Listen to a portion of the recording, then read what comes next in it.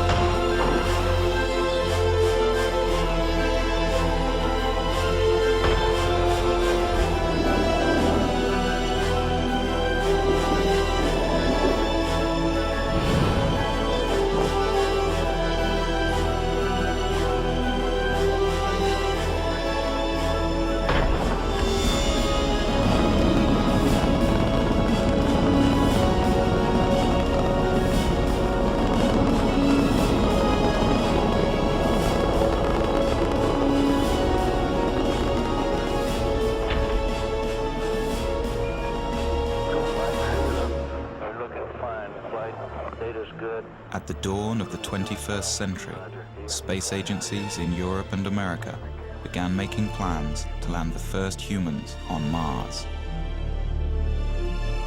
But manned missions to the Red Planet have been proposed before.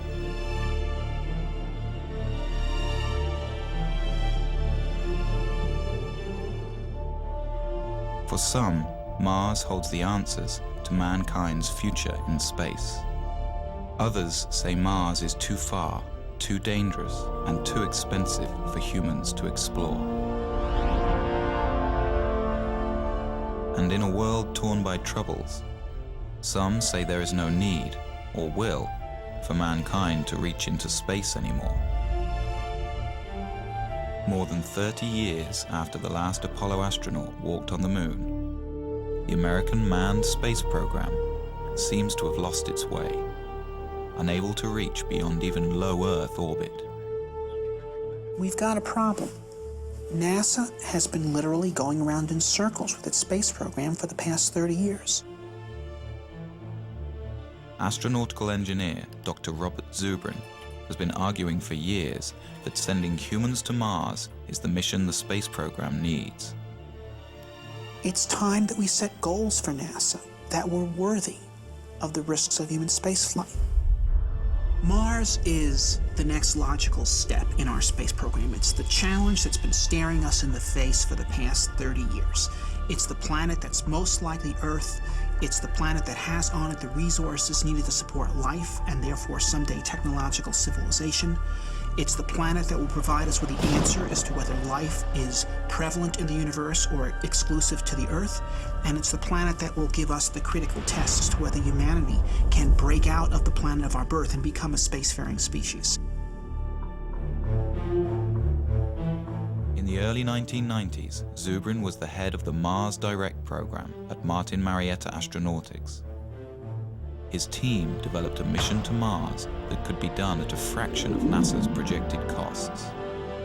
Using only existing technology, Zubrin argues that the first steps on Martian soil could be made within 10 years. There is absolutely nothing in this that is beyond our technology. We are not ready to send humans to Mars right now. We don't know how to keep them alive. There are people out there who say we can go to Mars tomorrow. One of my requirements, one of NASA's requirements, is that if we send humans to Mars, we bring them back alive. For the past 15 years, Zubrin and his colleagues have waged a campaign to convince society and the political class that humans on Mars should be the goal for NASA now. This is the story of our cold neighboring planet and the debate over whether man's fate is tied to the red world. It's the story of an engineer's journey and the battle of ideas over which direction in space will truly benefit mankind. We're at a crossroads today. We either muster the courage to go or we risk the possibility of stagnation and decay. The victor in this debate could determine the fate of mankind. Will we become a spacefaring species? Will we live on more than one planet?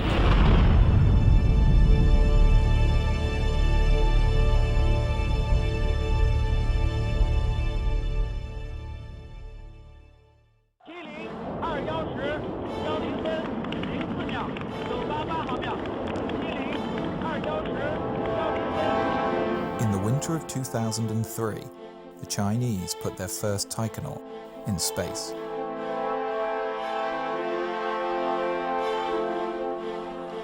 The Chinese Space Administration plans to begin a manned program of moon exploration by 2017.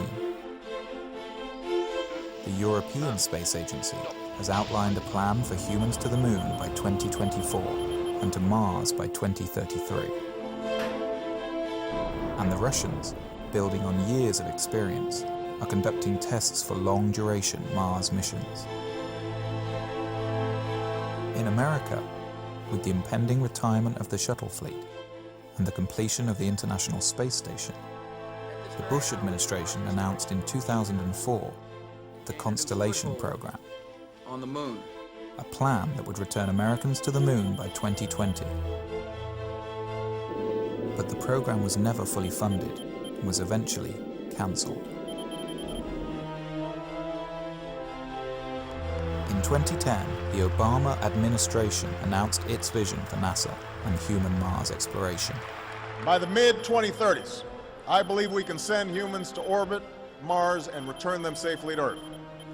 And a landing on Mars will follow, and I expect to be around to see it. With a new timeline for humans to Mars sometime after 2035, and with administrations changing every 4 or 8 years, it is far from certain that such a plan will be realized. 20 years earlier, the first President Bush also proposed a long-term human exploration program, under great fanfare. The program quietly died in Congress a few years later. If you want to go to Mars, you cannot do it in 30 years. You can't do it in 20 years. You've got to do it in 10 years or less from programs start, or you're more or less guaranteeing political failure. To date, only the Apollo moon program, which was announced in 1961 and had men on the moon 8 years later, has succeeded in getting astronauts beyond low Earth orbit.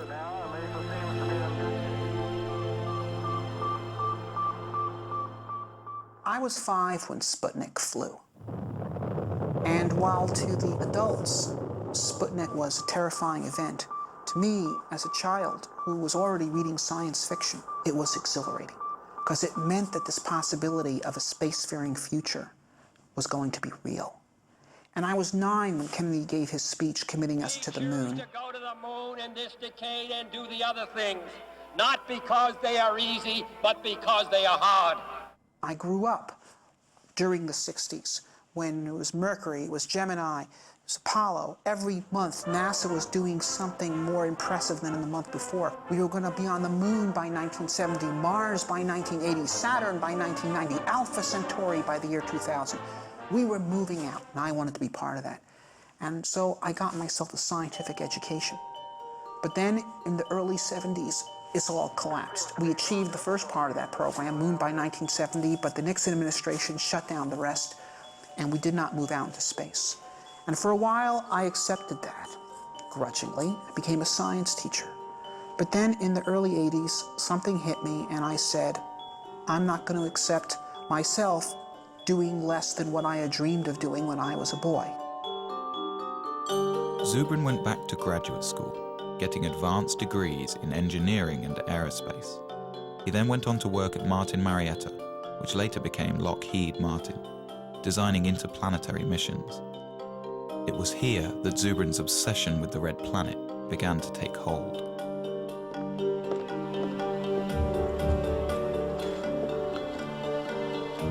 While at Martin in the 1990s, Zubrin and his colleagues developed a plan for sending humans to Mars that changed NASA's thinking on the issue. But the plan has languished on the drawing boards ever since. Now, as president of the Mars Society, Zubrin is at center stage in the debate over the future of manned spaceflight. Known as a smart, visionary scientist, he has authored several books on exploring space and is the self-appointed spokesman for the possibility of colonizing Mars. Mars is where the future is. Mars is the closest planet to the Earth that has on it all the resources needed to support life and therefore technological civilization. It has water, it has carbon, it has nitrogen, it has a 24-hour day, it has a complex geological history that has created mineral ore, it has sources of geothermal energy. Mars is a place we can settle. One reason for such optimism over a frozen world like Mars is evidence that 2 billion years ago, Mars was a much warmer and wetter place. We think that at one time in the ancient past, Mars was very similar to the condition of early Earth. This Martian warm age lasted for over 1 billion years and could have been a suitable environment for the development of life. If we go to Mars and find evidence of a second genesis on Mars, I think we can conclude that the universe is full of life.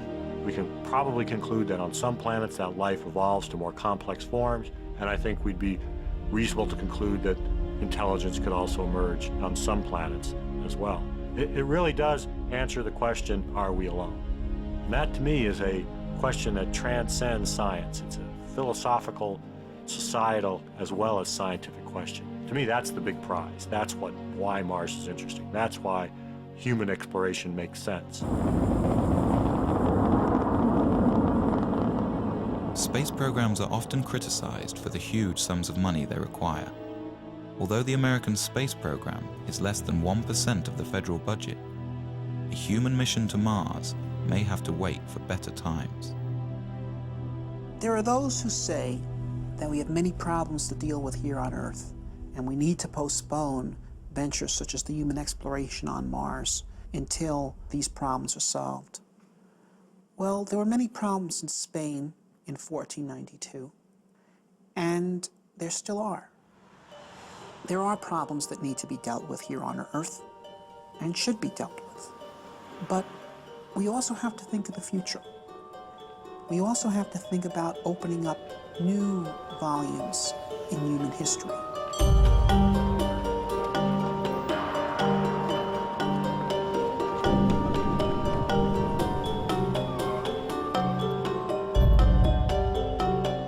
I believe that it's essential for a positive human future that humanity expand into space.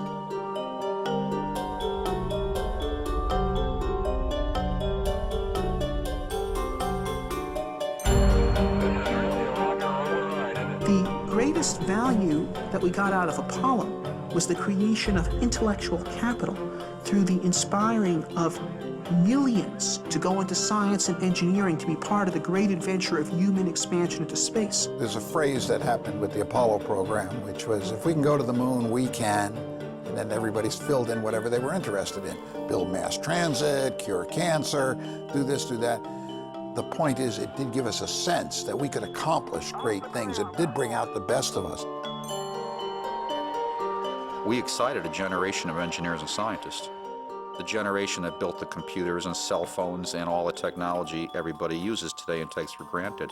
If we set humans to Mars as our goal, we'll get millions of new scientists that will create new inventions, new industries. This is the enormous payback, and we can get it if we set the kind of challenge that will inspire the youth. To Zubrin, civilizations, like people, thrive on challenge and decay without it. We have everything we have today because of our predecessors who had the courage to leave the world of the known and go out into the wilderness and build new cities.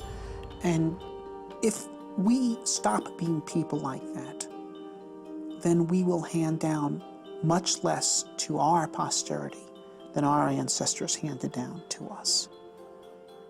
So there's the choice in life. One either grows or one decays. Grow or die.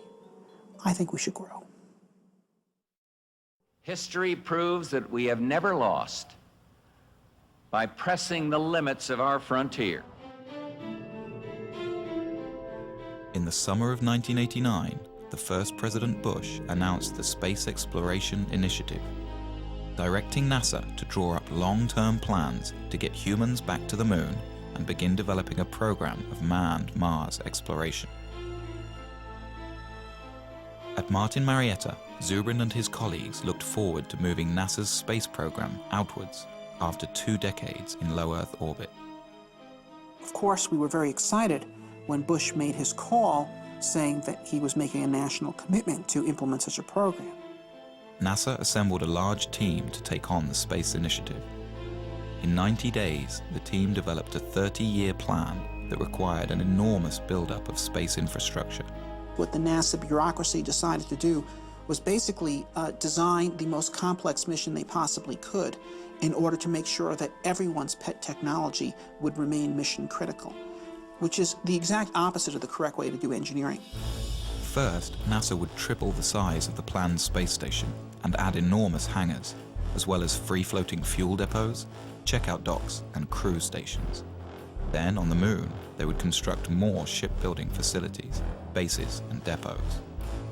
Next, the moon crew would construct the Mars ship, a huge craft dubbed by its detractors as Battlestar Galactica. This ship would carry everything to Mars over an 18-month flight. Once in Mars orbit, a small group would descend to the surface, spend a few days, then plant a flag in the ground and go home. The plan became known as the 90-day report.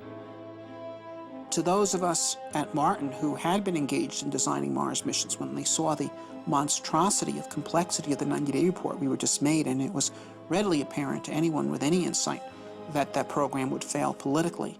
The plan was submitted to Congress. The estimated cost, $450 billion. The legislators went into sticker shock. This would have been the single most expensive program for the United States since World War II. By the end of 1990, Congress had refused all requests for SEI funding. When the realization came that SEI was doomed, Zubrin wrote a memo to his colleagues at Martin Marietta, outlining his problems with the NASA plan and arguing for a more direct approach. Zubrin favored launching a Mars mission directly from the surface of Earth, using only existing rocket technology. This negated the need for a lunar base and avoided the complexity and cost of building ships in space. He also objected to NASA's plan for a short surface stay on Mars, a mission that would amount to little more than a flag and footprints exercise. To Zubrin, we were going to Mars to explore and develop a new world. To maximize surface time, Zubrin proposed using a faster flight path, known as a conjunction-class mission. This would mean a crew could arrive on Mars after only a 6-month journey. They would then remain on the Martian surface for a year and a half. This would give the team time to explore a wide area and conduct detailed research about the planet. Then, as the Earth return window opens, the crew would launch from Mars for the 6-month trip home. Zubrin was convinced that a simplified, more robust and cost-effective mission could be designed using these principles. Along with several like-minded colleagues, Zubrin decided to ask management at Martin to allow them to design alternative Mars missions. The management approved that, and we formed a team that was known as the Scenario Development Team of just 12 people from the whole very large Martin company. One team member, whose thinking was closely aligned with Zubrin's, was David Baker. I went off to my office and said, all right, how would I do a Mars mission if I had to pay for it and I had to go on the ride? And I said, well, it's going to be simple. There's going to be no on-orbit assembly. I really tried to take everything out of the mission that didn't absolutely need to be there. While the rest of the team focused on longer-term, more traditional mission plans that required on-orbit assembly, Zubrin and Baker decided to collaborate on a mission that could be done near-term. We decided to do Mars the way Lewis and Clark did America. Okay? Use the local resources, travel light, live off the land. Zubrin and Baker were convinced that a Mars mission could be launched directly from the ground. The other team members felt this was impossible, that the weight of the rocket fuel required for a round trip to Mars was so enormous it would render the launch ship impossibly heavy. To solve this problem, Zubrin was exploring a radical idea that had been kicked around the aerospace industry since the 1970s. The idea was to produce a methane-oxygen rocket fuel directly from the Martian atmosphere. It was a relatively simple and robust chemical engineering procedure that was done commonly in the 1800s, the era of the gaslight. If the idea worked, astronauts could land a relatively light ship with empty tanks. They wouldn't have to ship all the fuel with them for their return trip. This would radically lower their size and weight. The only problem was methane-oxygen fuel requires a hydrogen component. Hydrogen exists on Mars in the form of H2O, but water may be difficult or impossible to extract from the Martian environment. Really, the hydrogen was only 5% of the total weight of the methane-oxygen propellant being manufactured.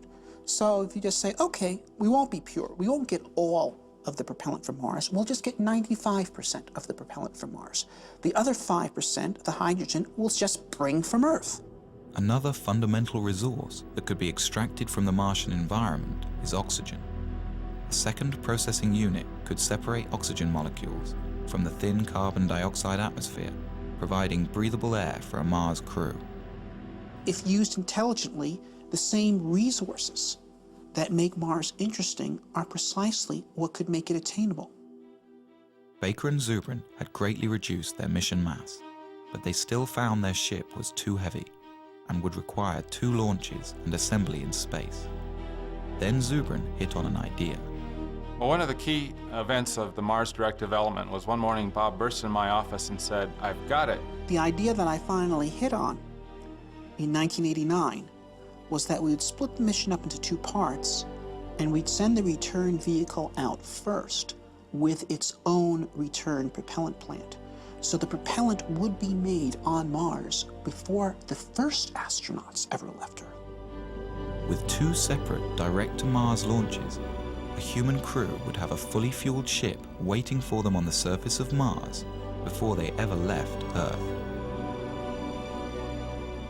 So Zubrin and Baker had come up with a plan that seemed to accomplish all of their goals. It was relatively inexpensive, development time was short, they could use existing technology, and it allowed for a long stay on the Martian surface. They dubbed their idea Mars Direct.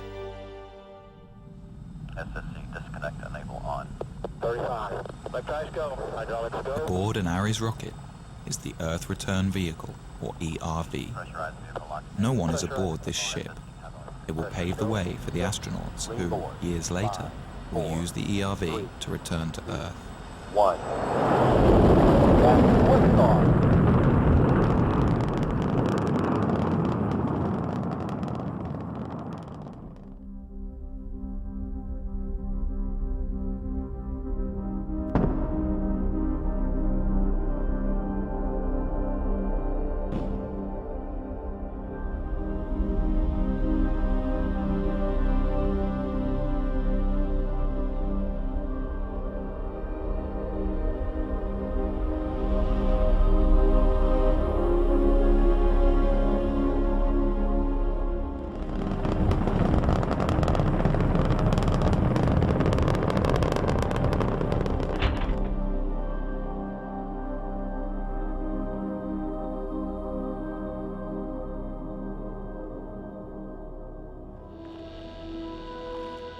On its second day, the ERV deploys a small nuclear power reactor. The reactor powers a chemical plant inside the ERV. the plant will produce the methane-oxygen rocket fuel for the launch home.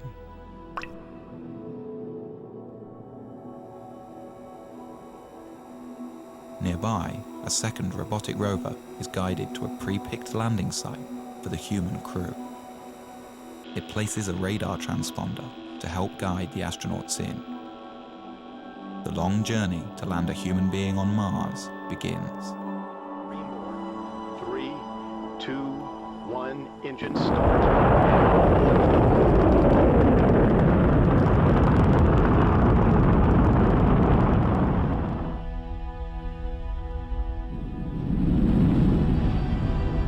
Carrying the most skillfully assembled flight team in history, 4 astronauts begin their 2.5-year mission to the Red Planet. This will be the first time a human has gone beyond the Earth-Moon system, 250 million miles farther than any person has ever been.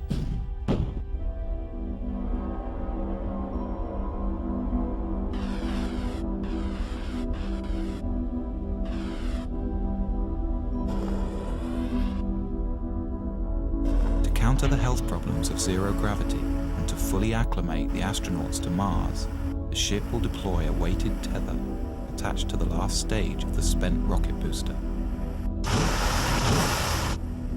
By thrusting the ship into a rotational spin, the counterweight of the rocket will create centrifugal force and thus artificial gravity. The crew will be able to live with their feet planted firmly on the floor during their 6-month transit. But the HAB is not entirely alone on its journey. Just ahead of it is a second ERV, identical to the first. Launched just a few weeks prior to the HAB, it will prepare the way for a second human crew that will follow 2 years later. It can also function as a backup for the first mission, if anything should go wrong.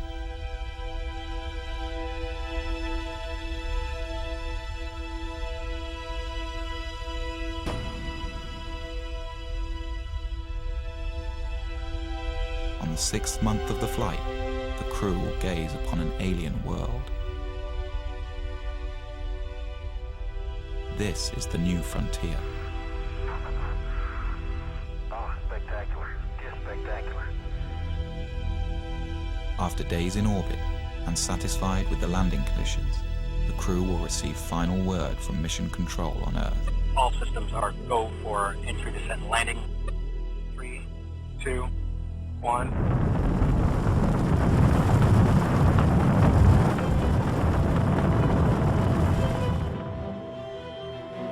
It will be a tense 40 minutes before people back on Earth get the signal from Mars and know if everything has gone well.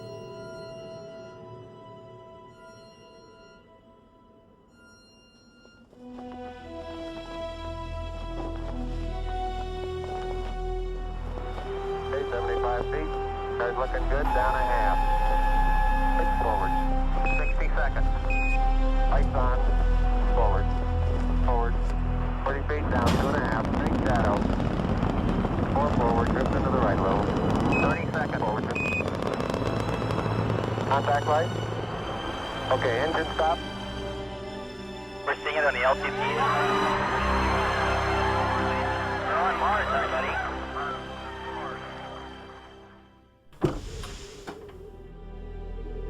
For more than 500 days, the astronauts will live on Mars and embark on one of the greatest journeys of discovery in the history of science. Will they find life? Or the fossilized remains of past life?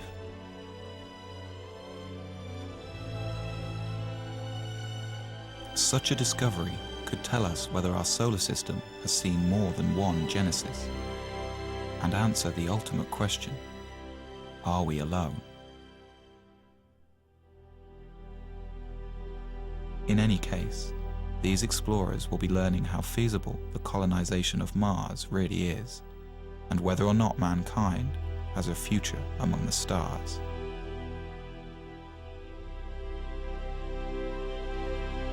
Then, when the time comes and the window for Earth return opens, the crew will climb into their Earth return vehicle and head home.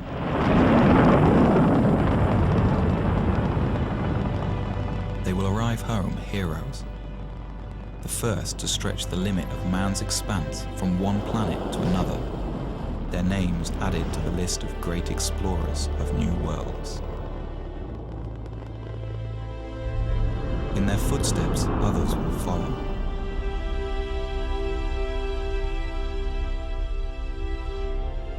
What began as a trickle is free to rise into a deluge of humankind, sweeping over a once barren land and transforming it into a viable new world.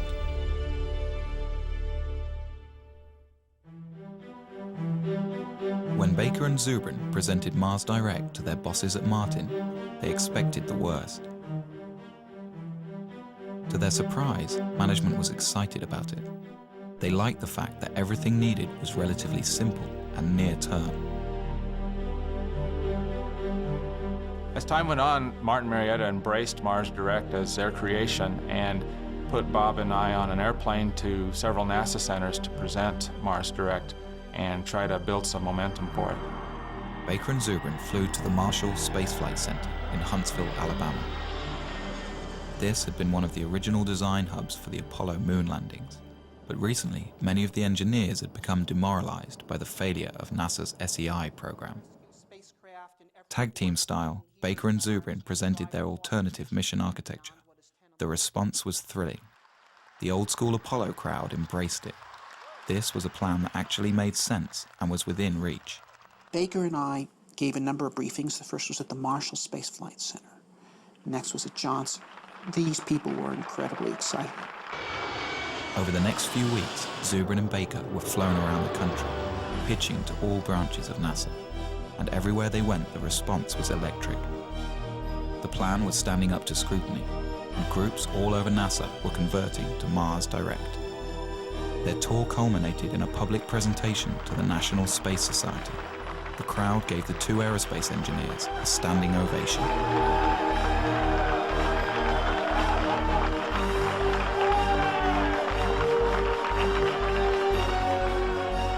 A week later, the story was in newspapers around the country.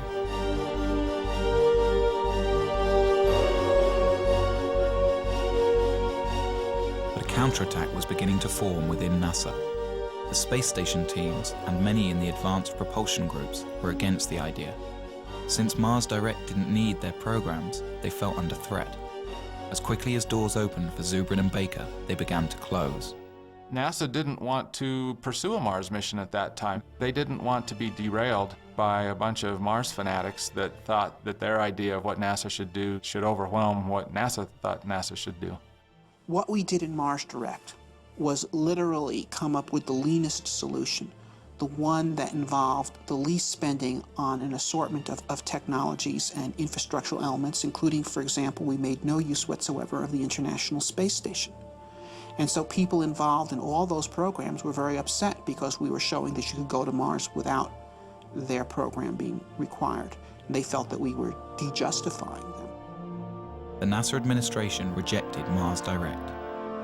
The two engineers were outsiders again. But Zubrin remained determined. Bob had grabbed hold of it, and I could see that it was his, and no matter what I did, he was going to do what he was going to do.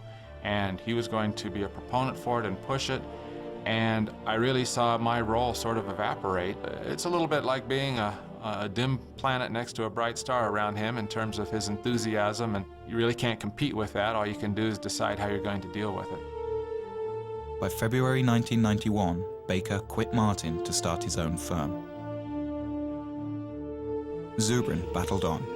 For the next year and a half, Zubrin tried to get NASA to pay attention, giving speeches, writing papers, but Mars Direct's time seemed to have passed.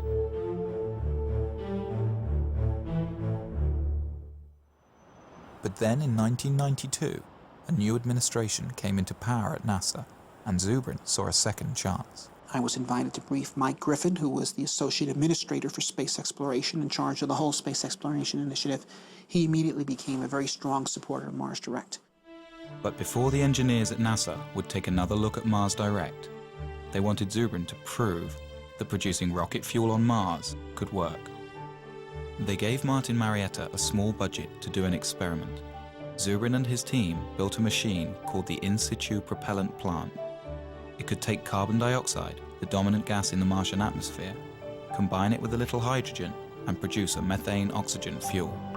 We did it in 3 months with a very small team. We built a plant that was 94% efficient, and no one who actually participated in that effort was actually a real chemical engineer. They were all aerospace engineers, like me, who were simply dabbling in chemistry in order to prove to NASA that 19th century chemical engineering really worked. With the experiment a success, the administration had Zubrin give detailed briefings of the mission plan to the engineers at the Johnson Space Center. They liked it, but had some problems. Dave Weaver was the lead mission architect. There were a number of things that we were concerned about with Bob Zubrin's mission. First of all, we thought his estimates of mass were probably too optimistic. Didn't have sufficient margins for a variety of things, not the least of which would be things like provisions for the crew, the amount of water that would be required. We thought his ascent vehicle was very large, which meant his power requirements, his propellant requirements were much larger than needed to be. His trip times out were too long, and that for very little effort you could get them shorter. The other problem was the size of his crew. He had a 4-person crew. I think virtually every study that's been done says that a 4-person crew for a 3-year type of mission is probably not realistic. Weaver took Zubrin into his office, and the two men worked out compromise mission architecture. First, Weaver wanted 3 launches for every mission instead of 2. The first year, 3 ships would launch: a MAV, Mars Ascent Vehicle, an unoccupied HAB, and an ERV, Earth Return Vehicle. The HAB and MAV would land on the surface and begin producing fuel for the return flight and air for the crew. These craft would spend 2 solitary years on Mars, allowing NASA to test all of the systems before sending a human crew. Then, in the 3rd year, 3 more ships would launch, this time with the HAB occupied by astronauts.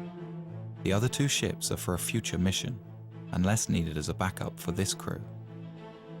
Once on Mars, the team could also utilize the first HAB. Then, after a 1.5-year stay, the crew would climb aboard their small capsule and rendezvous with the return ship.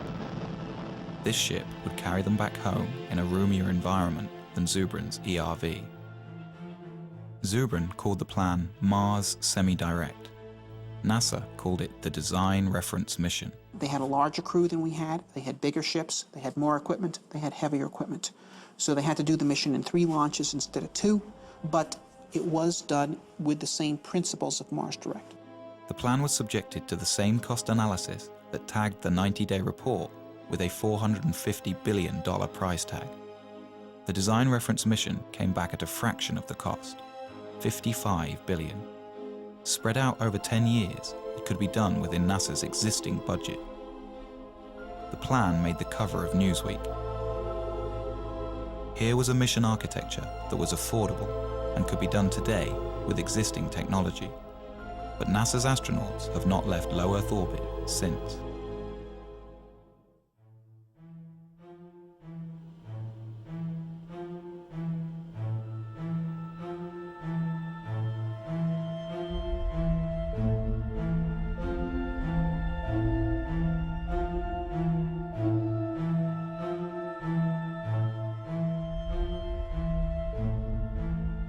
With the completion of the International Space Station and the retiring of the Space Shuttle program, a debate rages over the future of space exploration.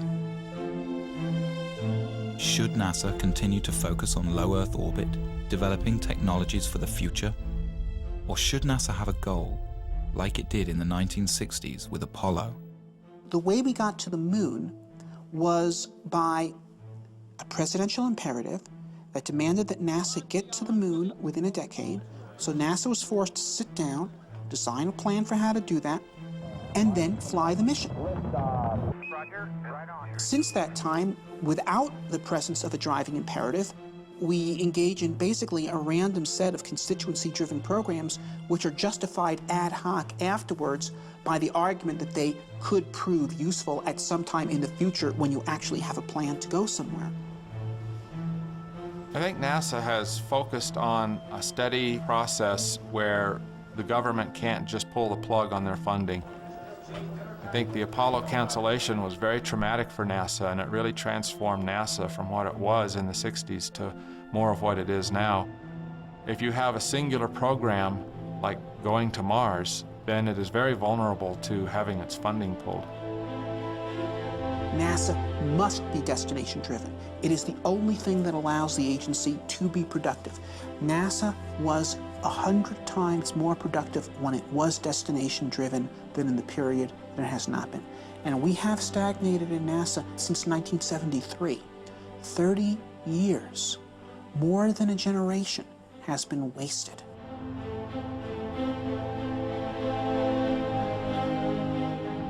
The American space program's been stagnant for 30 years. There's a once-in-a-generation shot right now to get it moving again by giving it a goal that'll take it somewhere. So the stakes today are high. And if you ask me if I am nervous right now, I am. Dr. Zubrin. Why is NASA stuck in low Earth orbit? The problem with NASA's lack of current achievement is not money. The problem is lack of focus, it's lack of a goal. It shouldn't be humans to Mars in 50 years. It should be humans to Mars in 10. We can do this. We do not need gigantic nuclear electric spaceships to send people to Mars. That is pork, it's nonsense. The primary question I get from the American people is, why aren't we doing this? There's a big sense of disappointment, almost verging on a sense of betrayal. The purpose of spaceships is to actually travel across space and go to new worlds, not to hang out in space and observe the health effects from doing so. Dr. Zubrin, in your testimony, you were very passionate, but you also were mad. You're mad we haven't done this, or that this vision has been stolen from a generation? I guess you could say that. It's like Columbus coming back from the New World and Ferdinand and Isabella saying, so what, forget it, burn the ships. Okay, you know, that's what has happened in this country.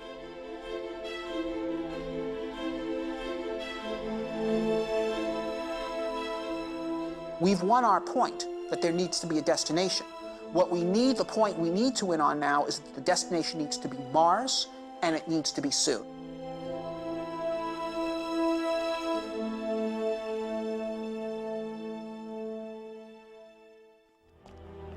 The movement to send humans to Mars in the near term began at the University of Colorado in 1978. A graduate student in astrogeophysics named Chris McKay gave a small seminar on the possibility of introducing life to Mars. I got interested in Mars in graduate school. I entered graduate school the same year that Viking landed on Mars and sent back these images, and it sent back data that showed all the elements needed for life are here on this planet, and yet there's no life here. I thought, oh, that's odd. It's sort of the lights are on and nobody's home.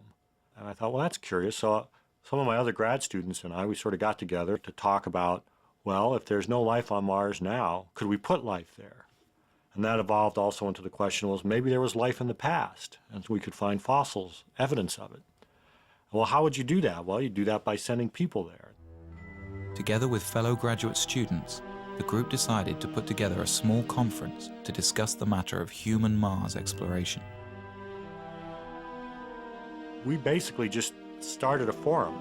We invited everybody from all the NASA centers and from all the universities that were involved in it, and they all came. And it really was, in retrospect, I realized a very important step toward building a consensus for human exploration of Mars. In 1996, I published my first book, The Case for Mars, and the response was phenomenal. I got 4,000 letters from all over the world.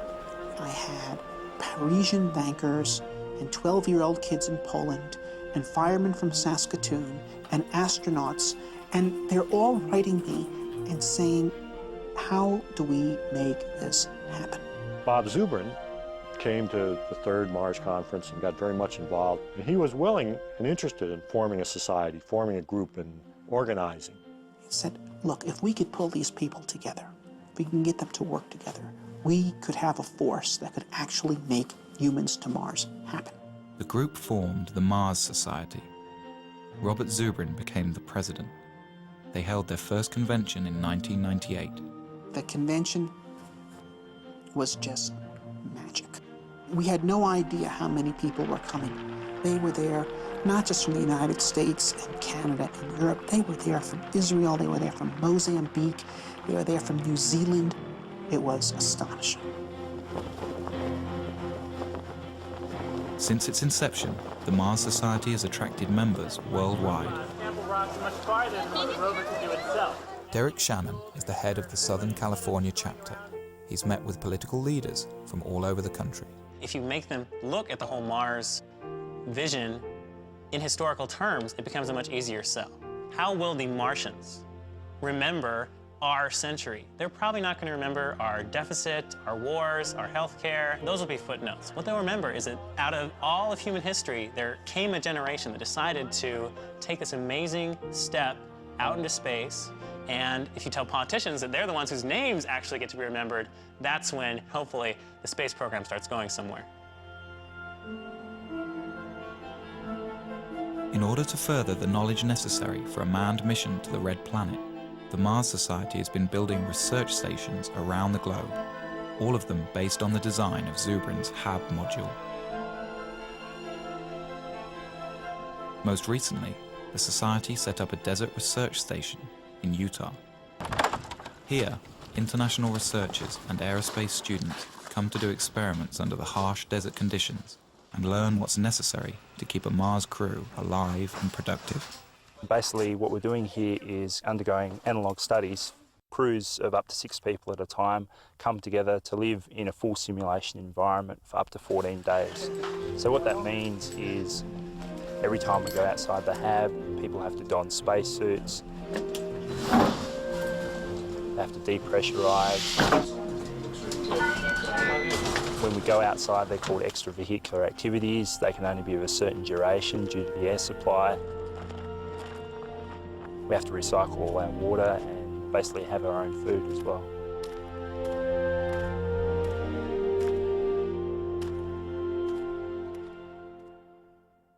It's great to fantasize, but it's another thing when you have to put it together, when the nuts have to fit the bolts.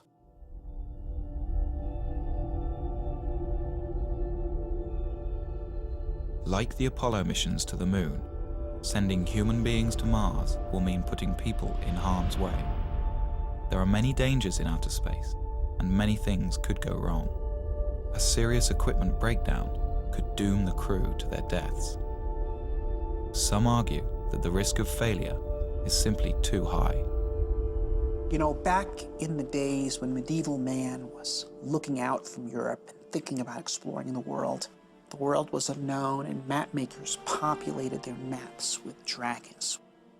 We've got the same thing today. There are people who are afraid to go out into space, and they've populated their maps of the solar system with dragons. You know, we've got cosmic radiation, we've got zero gravity, we've got back contamination. But these are dragons that we can take on.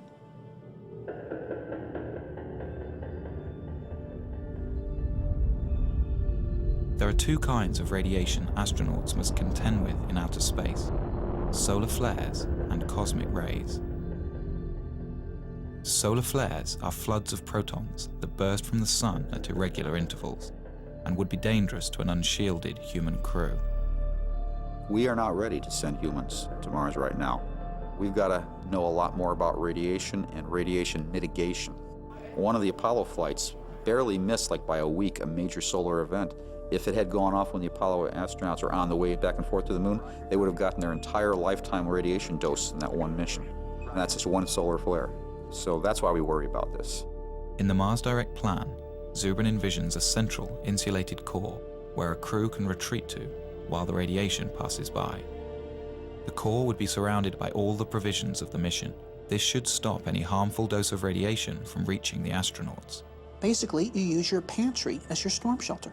So a solar flare happens, the alarm bell rings, the crew goes into the storm shelter, they stay in there cramped up pretty tight for a few hours until the all clear rings and they come out.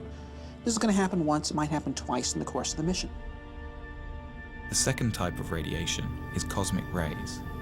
This constant rain of charged particles comes from interstellar space and cannot be avoided without many meters of shielding. We can experience some of this type of radiation on Earth at high altitudes. Airline pilots who spend their careers flying high in the atmosphere can receive almost as much of this radiation throughout their life as a Mars astronaut would on a 2.5-year mission. It's a long trip. It's a 6-month trip there, a 6-month trip back. It's probably a year on the surface. That's a lot of radiation. The best estimates are that the magnitude of that dose is not that great, perhaps 60 rem of radiation scattered over 2.5 years. Now, 60 rem of radiation delivered over a long period of time like that would not create any noticeable effects at all. It would, though it is believed, increase your statistical risk of getting cancer at some point later in your life by about 1%. Right now, if you're an average American and you do not smoke, you have a 20% chance you're going to die of cancer. This would make it 21. If you're an average American smoker, it's 40. So in fact, if you recruited the Mars crew out of smokers and sent them to Mars without their tobacco, you would be reducing their chance of getting cancer.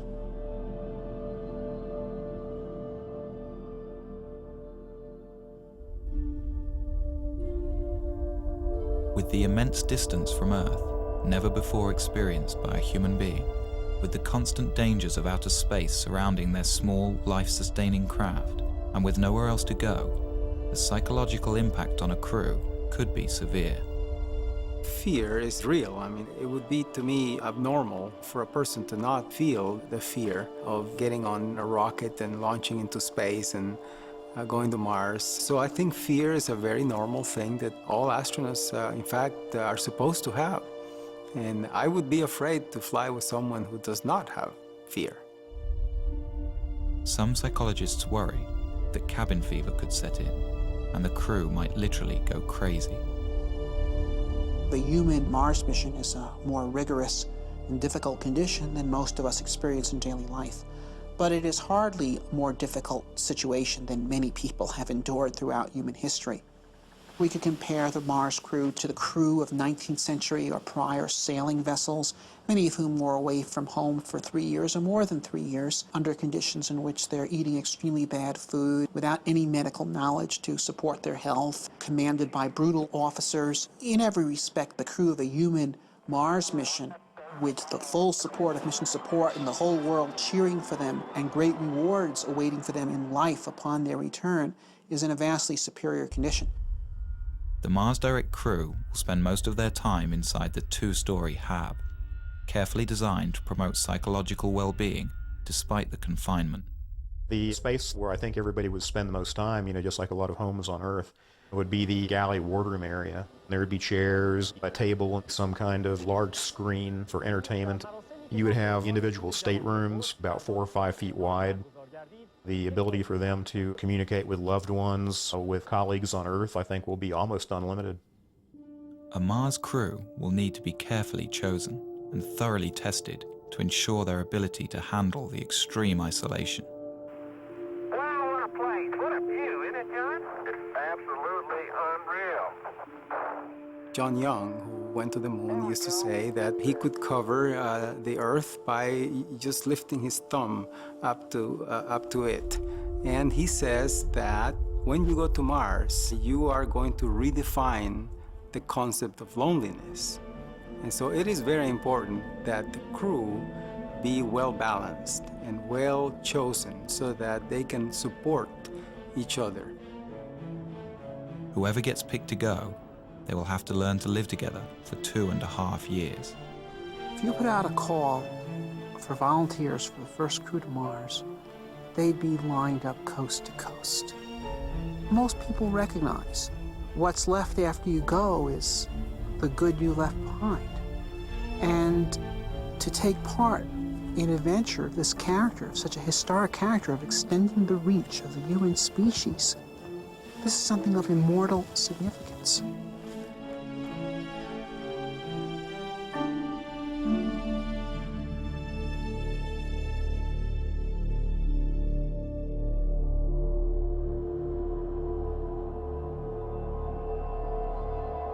One of the most bogus threats associated with the Mars mission is the so-called back contamination issue, which is this notion that you go to Mars and discover these virulent disease organisms that you bring back to Earth and destroy all life on Earth.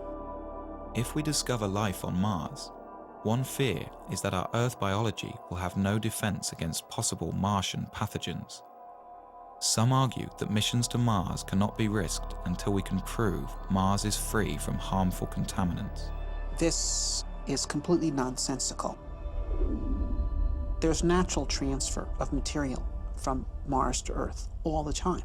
We get around 500 kilograms of unsterilized Martian rocks landing on Earth every year, and they have been doing so for the past 3-4 billion years. And so if there were Martian organisms that could contaminate the Earth, they've already done so. Although the prospect of Martian diseases seems remote, lawmakers have required that NASA create elaborate protocol to ensure that any extraterrestrial material stays contained. And like the Apollo astronauts, who spent 17 days in quarantine after their return from a sterile moon, a Mars crew will have to be thoroughly tested for any harmful Martian pathogens. The probability is infinitesimally tiny. But nevertheless, this is our home planet and it's extremely important and we have to protect it. The idea of a pathogen on Mars is clearly ridiculous because there is no megafauna or megaflora on Mars for pathogens to infect. So it is impossible to propose a credible life cycle for a Martian pathogen. The diseases that afflict us have been co-evolving with us and our ancestors and near relatives for the past 3 billion years, and they are specifically designed to live inside the habitat of the human body and to overcome its defenses, and they've been engaged in an arms race with the human defenses for those 3 billion years. This is why humans do not get diseases from distantly related species. For example, I don't know of any person who has ever contracted Dutch elm disease, and trees don't get colds.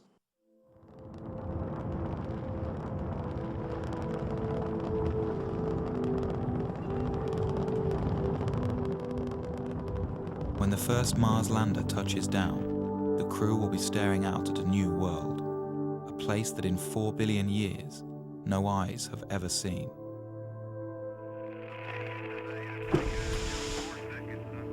The crew won't be alone. Millions of television viewers back home will be watching as the first man or woman places their footprint into the rust-colored soil. The crew will savor these moments, for here, someday, a new branch of civilization might begin, and future Martians will remember and celebrate this day.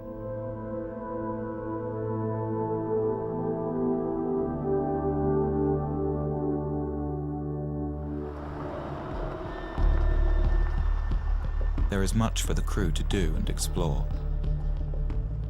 One of their main mission objectives will be to search for signs of microscopic life. To do this, they will follow the ancient water flows. For on Earth, where there is water, there is life.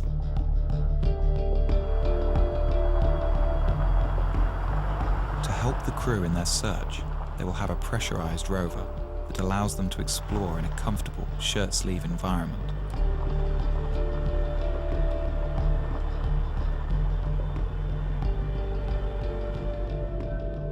This means the crew can examine a vast area around the landing site during their 18-month stay.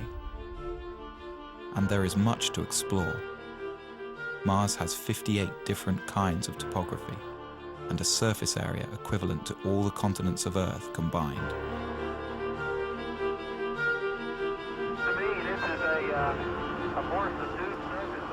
If these explorers can uncover the fossilized remnants of indigenous Martian life, they will redefine mankind's understanding of its place in the universe.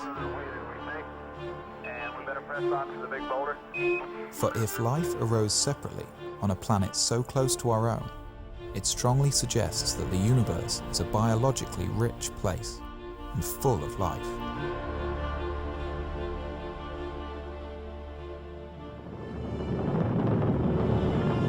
For some, the ultimate question of Mars, though, is will there be human settlements on the planet? Will Mars become a new branch of human civilization?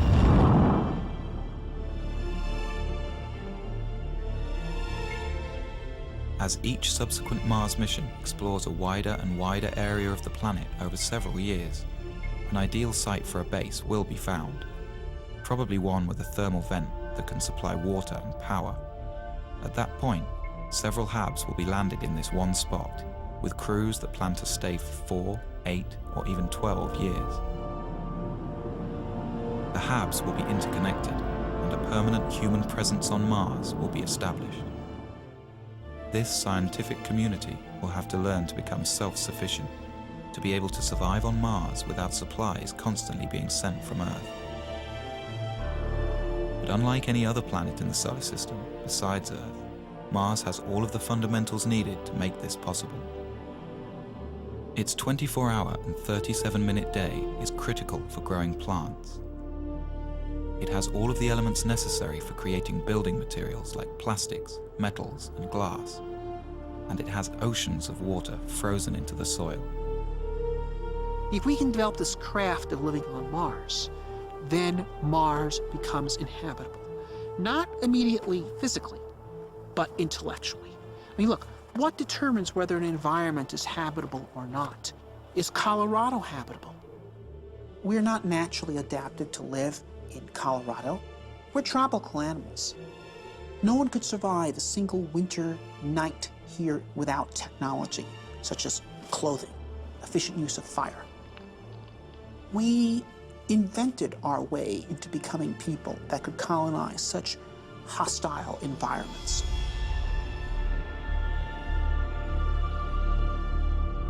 Eventually, with a lot of ingenuity and invention, the scientists will learn to live off the land.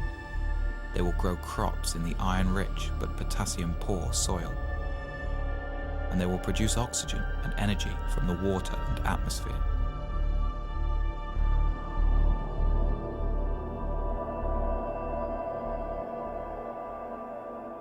Sooner or later, children will be born, the first true Martians. They will grow up to see Mars as their home. With time, more and more people will arrive.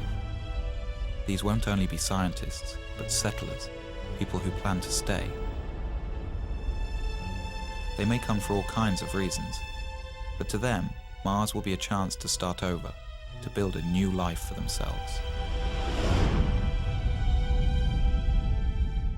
The well of human social thought is not exhausted by the present age, and I don't think will ever be exhausted. There will always be people with new ideas on how humans should live together. With Mars so far away, the hold of Earth governments on their colonies will be tenuous. The Martians will need to govern themselves. Mars is not going to be a utopia. Mars is going to be a lab. It's an open frontier. It's a place where things are going to be tried out. I think we'll see a lot of noble experiments on Mars. Perhaps some of these Martian colonies with their novel ideas based on the best thought the 21st century has to offer, maybe they'll find ways in which humans create society that are more humane and offer more opportunity for human potential.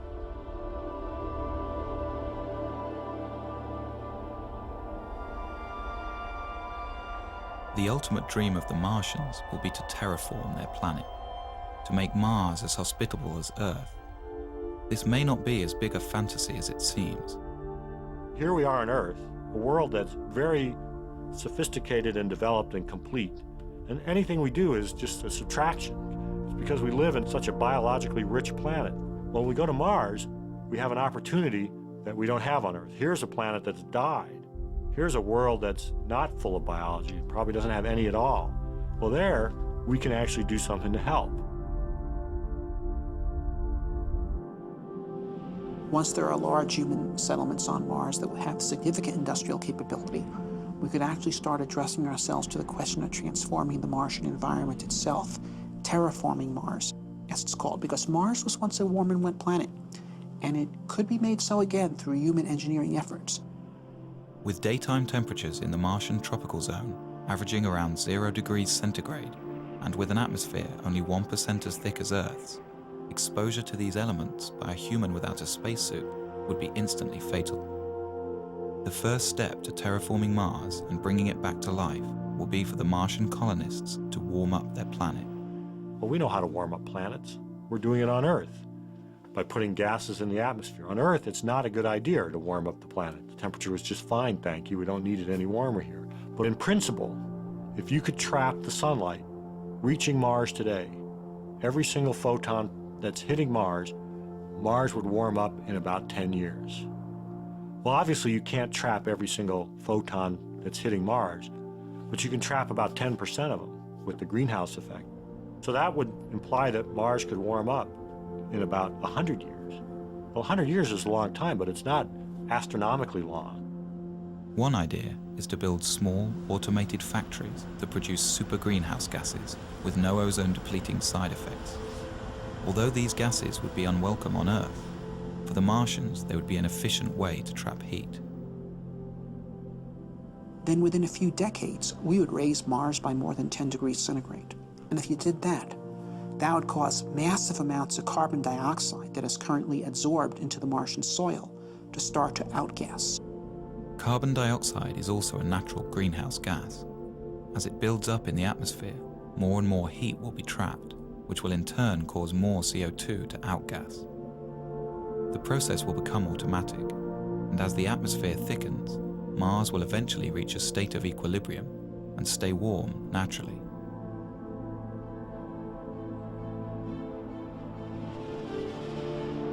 The rise in air pressure would mean that the human colonists could discard their pressure suits and walk around the surface of Mars carrying only a supply of oxygen.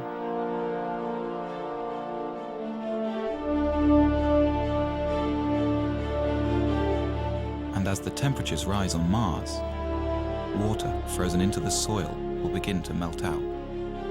And for the second time in its history, Mars would have liquid water on its surface. Dry Martian rivers will start to flow. Seas will rise, and there will be rain clouds in the skies.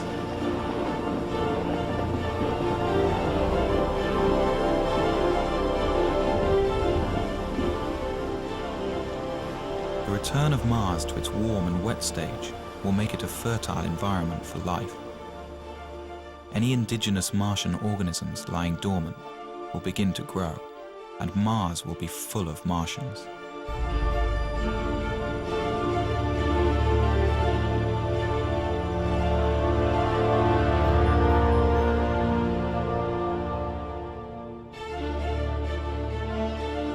If no native life emerges, or that life is all dead, then humans could begin addressing the idea of bringing life from Earth. At first, it would be simple organisms, perhaps genetically engineered, that would thrive in the Martian environment.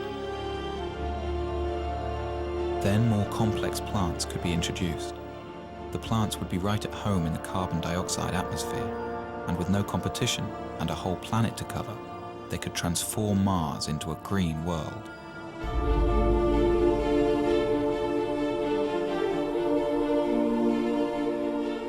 Warming Mars so that it sustains life is rapid, but then the slow process of making the atmosphere breathable for humans and animals starts, and that's done by plants.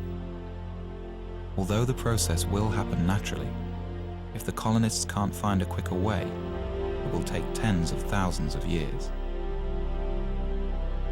This is a philosophical debate. Many people think the universe has a big sign on it that says, "Do not touch. Leave it alone. It was made this way. It is not in our purview as human beings to change anything." I can respect that view, although I disagree with it. I think the universe has a big sign on it that says, "Go forth and spread life." Because when I look around the universe, I think life is the most amazing thing we see. It is just incredible. And we human beings are uniquely positioned to help spread life from this little tiny planet, which it seems to have been started on, beyond. And that's our gift. Earth's gift to the universe, I think, is the gift of life.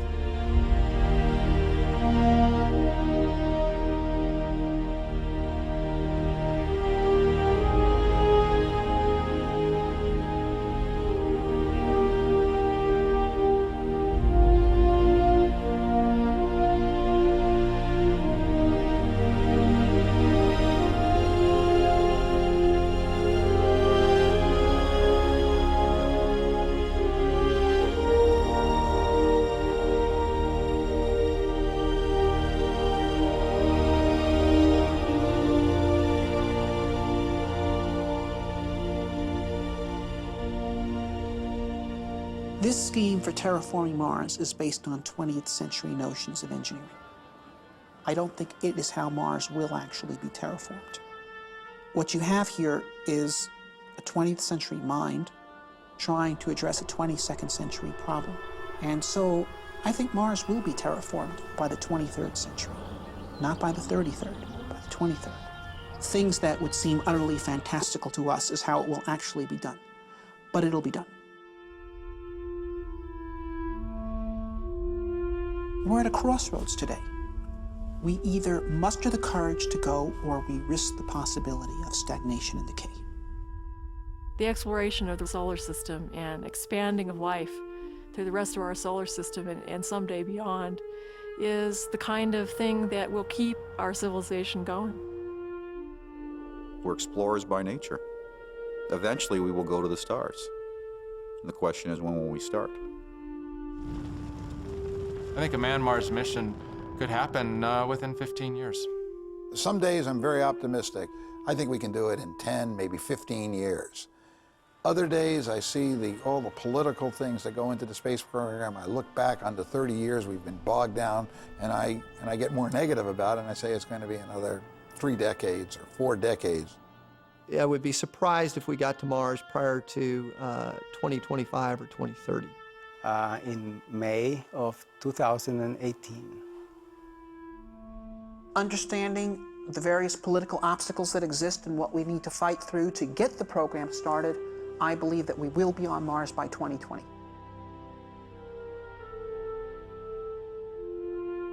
You have to believe in hope. You have to believe in the future. There are more and more people coming around to the point of view that a positive future for humanity requires human expansion into space.